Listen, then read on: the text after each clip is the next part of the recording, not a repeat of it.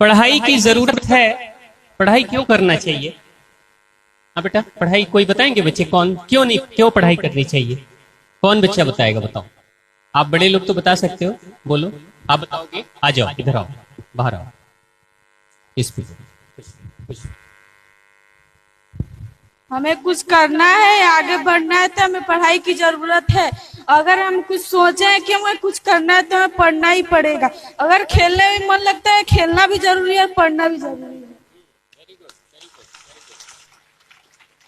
चलो बैठ जाओ। बहुत बढ़िया। खेलना भी जरूरी है और पढ़ना भी जरूरी है। पढ़ाई में थोड़ा मन कम भी लगता है, लेकिन फिर भी पढ़ाई करने के लिए मम्मी पापा गुरुजी सब लोग बोलते रहते हैं, हमारे स्कूल के टीचर्स बोलते रहते हैं। एक छोटी सी कहानी सुनाता हूँ आप लोग को, सुनोगे कहानी? हाँ, ध्यान से सुनना, सीधी होके बैठ जाओ। एक बार की बात है, 3 बच्चे जंगल में, जंगल के गांव में रहते थे और तीनों दोस्त थे। लेकिन जंगल के किनारे जो गांव थे, उसी गांव में वो रहते थे। एक बार उसी जंगल में एक राजा कहीं से, जो दूर प्रदेश का राजा था, शिकार खेलने आया था। आपको पता है ना कि पहले के राजा शिकार खेलने जाते थे। शिकार क्यों खेलने जाते थे? जानवरों को मारने के लिए नहीं, जानवरों को मारना मकसद नहीं था उनका कि जानवरों को मारेंगे। वो शिकार खेलने जाते थे ताकि वो अपनी क्षमता चेक करें, टेस्ट करें कि उनके पास कितनी शक्ति है। क्योंकि जंगल में जब जाएंगे तो जंगल में खूंखार जानवर होते हैं, बाघ, शेर, चीते, हाथी, लोमड़ी, जंगली कुत्ते, ये बड़े खतरनाक होते हैं। और राजा अकेले जाएगा। राजा अकेले जाता था, कोई सेना लेकर नहीं जाता था। अब सोचो, जहां चारों तरफ खूंखार जानवर हैं और अकेला राजा जा रहा है, तो हो सकता है कोई जानवर उसके ऊपर हमला करके उसे मार दे। ऐसा हो सकता है। ऐसा कई बार हुआ, बहुत लोग मारे गए कि वो एक जानवर के ऊपर निशाना लगा रहा है अपने तीर से मारने के लिए, तब तक छिप कर दूसरा जानवर जो झाड़ियों में बैठा हुआ है वो छलांग मारता है और राजा को मार डालता है। ऐसा बहुत बार हुआ। तो ये पहले के जो राजा थे, वो अपनी शक्ति जांचने के लिए, परखने के लिए कि उनके पास कितनी शक्ति है, उनके पास कितनी क्षमता है, इसलिए वो जंगलों में जाते थे और खूंखार जानवरों से अकेले सामना करते थे, जान की बाजी लगाकर। खुद भी कई बार मर जाते थे, घायल हो जाते थे, कई बार जानवरों को मार भी सकते थे। तो ये उनका ट्रेनिंग होता था, ठीक है। तो उसी ट्रेनिंग के दौरान एक राजा, जिसकी सेना पीछे छूट गई थी, और वो एक खूंखार जानवर का, शेर का पीछा करते करते घोड़े के पीठ पे बैठा हुआ था और भागते भागते दूर जंगल में चले जाता है। और बहुत दूर जब जंगल में जाता है तो उस समय शेर को तो नहीं वो पकड़ पाता है, शेर को नहीं मार पाता है, लेकिन राजा खुद ही अपना रास्ता भूल जाता है। उस एकांत जंगल में, भयानक जंगल में रास्ता राजा भूल जाता है। अब जब राजा रास्ता भूल जाता है, शेर भी कहीं उस वीराने से, झाड़ियों में, जंगल में कहीं छिप जाता है जाकर, यानी शेर भी नहीं मिलता और राजा को रास्ता भी नहीं मिलता। अब बहुत देर तक दौड़ते दौड़ते राजा का घोड़ा भी थक चुका होता है और राजा भी भूख और प्यास से अब तड़प रहा होता है। उसको लगता है जैसे कि भूख और प्यास तड़पा रही है उसको। चारों तरफ देखता है नजर घुमा के, तो कहीं से भी उस जंगल से बाहर निकलने का कोई रास्ता उसको दिखाई नहीं देता। कहीं से भी सोचता है अब मैं कहां जाऊं। पीछे उसके सैनिक छूट चुके थे, काफी पीछे। सैनिकों को भी पता नहीं कि मेरा राजा कहाँ है, और राजा को भी पता नहीं मेरे जाने का घर का रास्ता किधर से, ये राजा को भी नहीं पता। लेकिन प्यास तो लगती है, भूख तो लगती है ना बेटा, है ना? तो भूख लगती है। अब राजा बेचारा परेशान हो गया। जब राजा परेशान हुआ तो वो निराश होकर, थक कर एक पेड़ के नीचे जाकर बैठ गया। काफी थका हुआ जो इंसान होता है अक्सर कहीं बैठ जाता है, जाकर बैठ गया और पेड़ का टेक लेकर वो बैठा हुआ था। उसको थोड़ी नींद जैसी आने लगी लेकिन प्यास, अंदर से प्यास से तड़प रहा था, भूख लग रही थी। उसी समय जब शांति से बैठा, तभी उसे बच्चों के खेलने की और बात करने और हंसने की आवाज सुनाई दी। राजा, वो कौन से बच्चे थे? वही 3 बच्चे थे जो जंगल से बाहर के गांव में रहते थे, लेकिन वो बच्चे कभी कभी जंगल में खेलने चले आते। तीनों बड़े अच्छे मित्र थे। तो बच्चों के खेलने की, उनके हंसने की जब आवाज सुनाई दी, तो राजा उसी दिशा में चलने लगा। किधर जाने लगा? उसी दिशा में राजा चलने लगा। जब चलते गया तो वो देखता है कि 3 बच्चे खेल रहे हैं पेड़ों के नीचे। कहाँ खेल रहे हैं बेटा? पेड़ों के नीचे खेल रहे हैं। राजा जाता है और कहता है, सुनो, मुझे बहुत जोर की प्यास लग रही है और मुझे बहुत भूख भी लग रही है। क्या तुम लोग मेरे लिए कुछ पानी की व्यवस्था कर सकते हो, या बता सकते हो पानी कहाँ मिलेगा या भोजन कहाँ मिलेगा? वो बच्चे बड़े प्यारे बच्चे थे, बड़े अच्छे बच्चे, आप लोग जैसे अच्छे अच्छे बच्चे थे, ठीक है।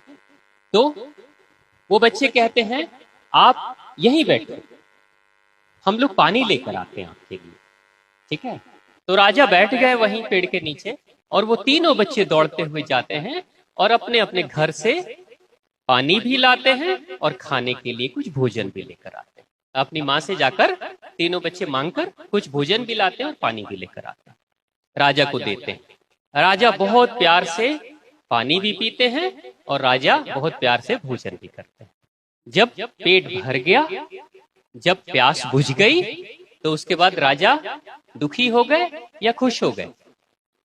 राजा कैसे हो गए? खुश हो गए। राजा बहुत खुश हुए, और राजा खुश होने के बाद तीनों बच्चों के सर पे हाथ रखते हैं और कहते हैं, सुनो, तुम लोगों ने मुझे पानी पिलाया, पानी बहुत ही मीठा था, और भोजन भी कराया, भोजन भी बहुत स्वादिष्ट था। मैं बहुत खुश हूं तुम सबसे। अब बताओ तुम्हें क्या चाहिए? तुम लोगों को क्या चाहिए? बच्चे हंसने लगे। बच्चे हंसने लगे कि जो खुद हमसे पानी मांग रहे हैं, जो खुद हमसे भोजन मांग रहे हैं, वो कह रहे हैं तुम्हें क्या चाहिए, है ना। बच्चे हंसने लगे। आप लोग भी रहते तो हंसते ना। हम तो खाना आपको खिला रहे हैं और आप कह रहे हो कि हमें क्या चाहिए, है ना। तो फिर राजा कहते हैं, सुनो, मैं एक राजा हूं। मैं कौन हूं? मैं एक राजा हूं। शिकार के पीछे दौड़ते दौड़ते, पीछा करते करते मैं जंगल में खो गया, इसलिए मुझे पता नहीं जाने का रास्ता क्या है, और उस समय प्यास लग रही थी, भूख लग रही थी, तो मैंने आपसे मांगा, लेकिन मैं बहुत खुश हूं। आप बताओ कि आपको क्या चाहिए? जो बोलोगे मैं पूरा कर दूंगा, क्योंकि मैं एक राजा हूं। एक बच्चा कहता है, ठीक है, आप जो मैं मांगूंगा वो आप दे दोगे मुझे? हाँ, जो आप मांगोगे वो दे दूंगा।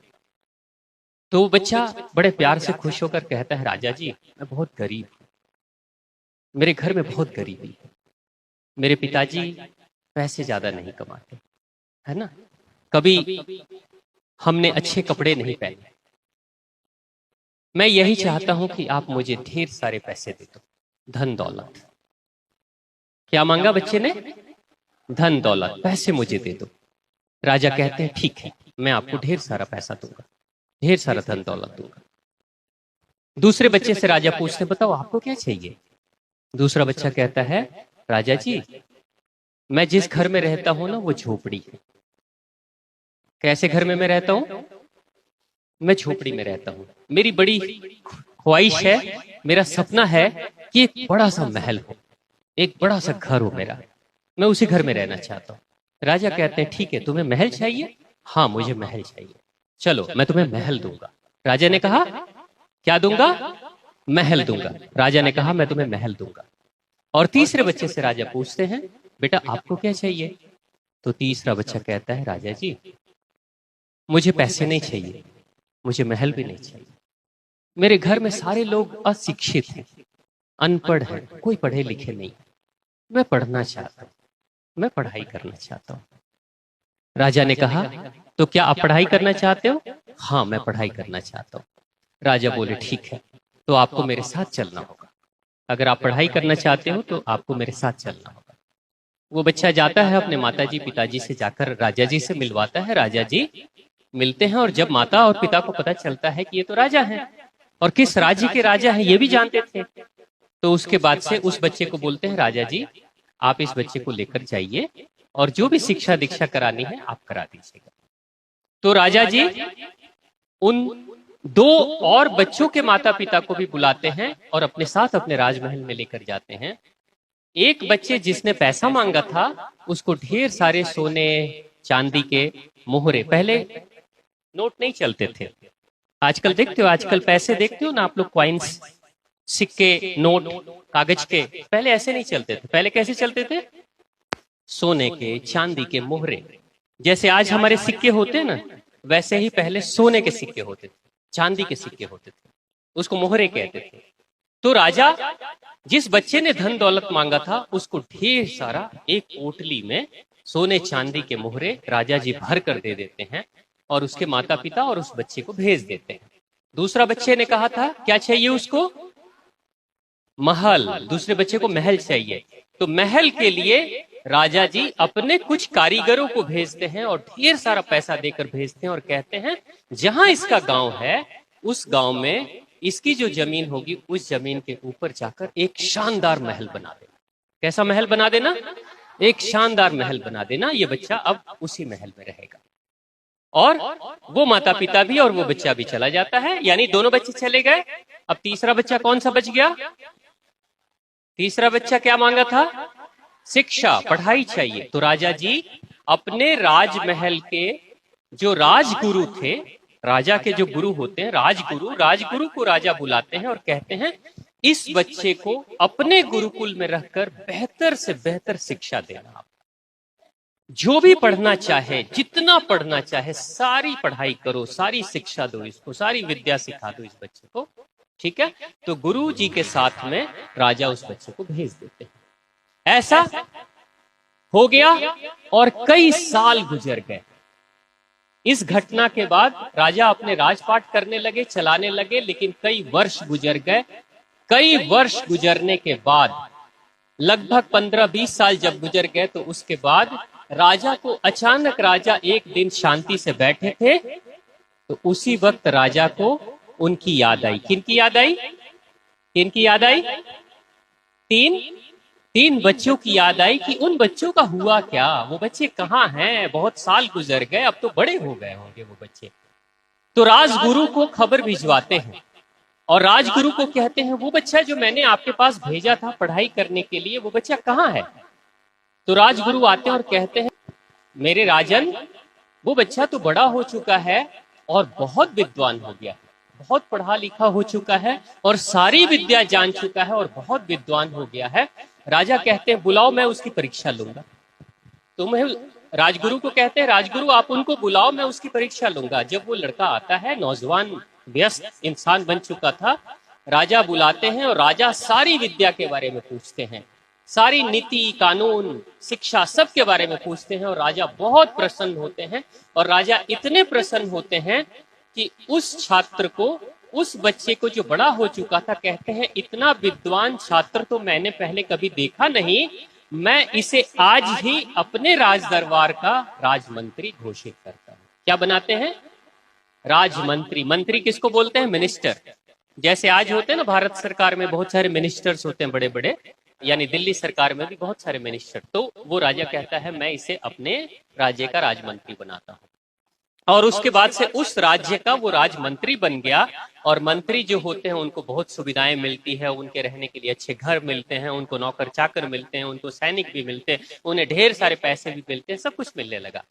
अब राजमंत्री अक्सर राजा के साथ ही बैठता था, राजा के बगल में बैठता था और राजा को जो भी परामर्श चाहिए होता था राजमंत्री देता था। एक दिन एकांत में राजा बैठे थे और राजमंत्री भी साथ में बैठा था। तो राजा पूछते हैं अरे सुनो, तुमको याद है जब मैं जंगल में चला गया था और तुम लोग लेकर भोजन आए थे और पानी लेकर आए थे, तो उस समय दो तुम्हारे और मित्र थे। कितने मित्र थे? 2 मित्र थे। उनका क्या हुआ? क्या तुम्हारी कभी उनसे बात होती है? उसने कहा नहीं, मेरी तो कभी बात नहीं होती है, मैं तो गुरुकुल में रहता हूँ। तो चलो ना एक बार चलकर देखते हैं कि उन बच्चों का क्या हुआ, वो बच्चे क्या कर रहे हैं अभी। तो राजा एक दिन अपने घोड़े पे अपने रथ पे सवार होकर और राजमंत्री को साथ में लेकर उसी गांव में चले जाते हैं। जब वहां जाते हैं तो पता करते हैं, उन दो बच्चों का खबर भिजवाते हैं अपने सैनिकों से। तो वो दो लोगों को लेकर आते हैं। सैनिक जब लेकर आते हैं तो सैनिकों ने कहा कि राजा जी, यही वो दो बच्चे हैं जो बड़े हो गए हैं, एक वयस्क इंसान हो गए हैं, आप इन्हीं से मिलना चाहते हो। राजा ने पूछा, एक बच्चे से पूछा जिसने सबसे पहले मांगा था दौलत, पैसे। उससे पूछा कि तुम क्या कर रहे हो आजकल? तो उसके कपड़े बड़े फटे हुए थे। वो जो कपड़ा पहना था ना, वो फटा सा कपड़ा, पुराना सा मैला सा कपड़ा है ना, उसके चेहरे पे रौनक नहीं है, दुखी है। तो राजा ने पूछा कि मैंने तो तुम्हें ढेर सारी दौलत दी थी, क्या हुआ उसका? वो कहता है, राजा जी दौलत तो लेकर हम आ गए थे, लेकिन कुछ दिन के बाद खबर हुई, गांव में सबको पता चल गया कि मेरे पास बहुत सारी दौलत आ गए हैं। तो एक रात पूरा हमारे घर में चोरी हो गई और सारी दौलत चोर चुरा कर लेकर चले गए। क्या हुआ? सारी दौलत चोर चुरा कर लेकर चले गए। तो राजा बड़े दुखी हो गए। तो फिर अभी क्या करते हो? तो बस कुछ छोटे मोटे काम करता हूँ, कुछ जानवरों को पाल रखा हूँ, गौ माता को पाला है, बस दूध वगैरह जो निकलता है उसी से बेचकर अपना गुजारा करता हूँ, खेती में काम कर लेता हूँ, बस यही है मेरी जिंदगी चल रही। राजा जी कहते हैं, अच्छा वो जो तुम्हारा दूसरा मित्र था जिसने महल के लिए बोला था, जिसके लिए महल बनवाया गया, उसे भी बुलाओ। तो वो भी आता है। वो कहते हैं कि ठीक है, यही है बच्चा। वो भी बच्चा बेचारा सा एकदम ऐसा ही था, कुछ अच्छा सा अमीर जैसा नहीं दिख रहा था। तो राजा पूछते हैं कि तुम्हारे महल का क्या हुआ, तुम्हारा घर कैसा है? वो कहता है, राजा जी कुछ साल तो हम लोग बड़े खुशी खुशी से रहे, लेकिन पता है मेरे महल के ठीक पीछे से एक नदी बहती थी। मेरे महल के पीछे से एक नदी बहती थी। एक बरसात में नदी में बाढ़ आ गई और ऐसी मिट्टी की कटाई हुई कि उसी मिट्टी की कटाई में मेरे महल के नीचे की जो मिट्टी थी, नींव की मिट्टी, वो भी कट गई और पूरा का पूरा महल मेरा बहती हुई धारा में गिर गया और पूरा घर बह गया। यानी महल मेरा टूट गया, खत्म हो गया। तो अब कहाँ रहते हो आप लोग? हम लोग उसी झोपड़ी में रहते हैं, जिस झोपड़ी में पहले थे उसी झोपड़ी में आज भी रहते हैं। अब तीसरा बच्चा, वो दो पूछते हैं कि राजा जी वो हमारा जो मित्र था जिसको आप लेकर गए थे, वो कहाँ है, वो कैसा है? राजा जी कहते हैं कि तुमने पहचाना नहीं, ये जो साथ में मंत्री है मेरे साथ, ये वही तो है तुम्हारा मित्र। तब ध्यान से वो दोनों मित्र देखते हैं और कहते हैं, अरे ये तो वही है। आप छोटे छोटे बच्चे हो ना, जब बड़े हो जाओगे ना तो आपकी भी शक्ल बदल जाएगी, आप सबकी बदल जाती है। अभी कभी अपने देखना, छोटे ज्यादा छोटे बच्चे में अपनी फोटो देखोगे तो आपकी शक्ल अलग होगी, बड़े हो जाओगे आपकी शक्ल अलग होगी, और बड़े हो जाओगे और शक्ल बदल जाएगी। तो दोनों आश्चर्यचकित थे कि ये वही लड़का है जो हमारे साथ खेलता था, गरीब था, लेकिन आज राजा के साथ रहकर पढ़ाई करके और आज वो राज्य मंत्री, एक मिनिस्टर बन चुका है और उसके पास पैसे भी हैं, उसके पास रहने के लिए अपना बंगला, अपना घर भी है, नौकर चाकर भी हैं, उसके पास सैनिक भी रहते हैं उसकी सुरक्षा के लिए, और देश का जो राजा है उसको वो सलाह देता है, परामर्श देता है। यानी उसके अनुसार से देश की नीति बनती है। वो जैसा चाहता है, जैसा कहता है, उसके अनुसार से देश के नियम कानून बनते हैं ना। तो ये कहानी, इस कहानी से आपने क्या सीखा? कौन बताएंगे इस कहानी का मोरल ऑफ द स्टोरी? कौन बताएंगे बेटा? बोलो। हाँ, आ जाओ बेटा, आ जाओ। आप में से, अभी लड़कों में से, फिर इनके बाद आप में से किसी को आना है, ठीक है? अपने से तैयारी कर लो, नहीं तो मैं जिसको बोलूंगा उसको आना होगा, ठीक है? हाँ। धन दौलत और सब कुछ खत्म हो सकता है, लेकिन हमने जो शिक्षा ली है वो कभी खत्म नहीं। शिक्षा से सब कुछ ही होता है। खेलने के लिए भी शिक्षा की जरूरी है, हर एक चीज करने के लिए भी शिक्षा की जरूरी है। बहुत बढ़िया, बहुत बढ़िया। अच्छा चलो, अब लड़कों में से कौन से लड़के आएंगे बताओ? आ जाओ, आप आओ। नाम क्या है आपका? कुछ नहीं। क्या? हमसे सब कुछ कोई भी छीन सकता है, लेकिन शिक्षा कोई नहीं छीन सकता। बहुत बढ़िया, जोर से ताली बजाइए। ठीक है बेटा, बैठ।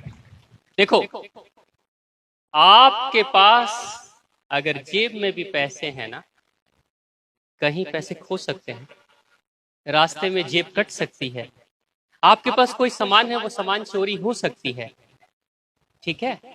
आपका घर कभी टूट सकता है, ज्यादा बड़ा बन सकता है, कभी हो सकता है कि कभी झोपड़ी में रहो, कभी घर में रहो, हो सकता है ना। लेकिन बेटा, शिक्षा कौन चुराएगा? कौन सी बाढ़ है जो शिक्षा को बहा ले जाएगी?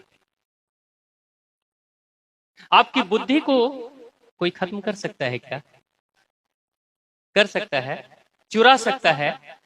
कपड़े चोरी हो सकते हैं, पैसे चोरी हो सकते हैं, जमीन भी कोई चोरी कर सकता है या कब्जे में कर सकता है, लेकिन आपका जो ज्ञान है वो कोई छीन नहीं सकता, कोई चुरा नहीं सकता।